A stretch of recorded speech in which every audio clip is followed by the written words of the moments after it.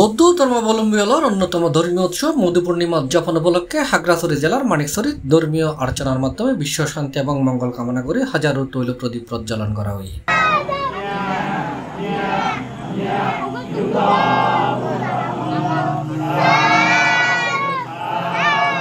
সেপ্টেম্বরের 17 তারিখ মঙ্গলবার সন্ধ্যায় মানিকছড়ির মং রাজবাড়ির রাজ জৈতবন বৌদ্ধবিহারত নানান বয়সী নারী পুরুষ এবং শিশুদের অংশগ্রহণে হাজারো তৈল প্রদীপ প্রজ্বলন করা হয়। এছাড়াও উপজেলার বড়বিল, যুগ্গেচুলা, সদুরখিল, তিনটহরি, বাটনাতলি, গচ্চাবিল সহ অন্তত 20-25 বৌদ্ধবিহারত মধু পূর্ণিমা উদযাপন করছে বৌদ্ধ ধর্মাবলম্বী হলে।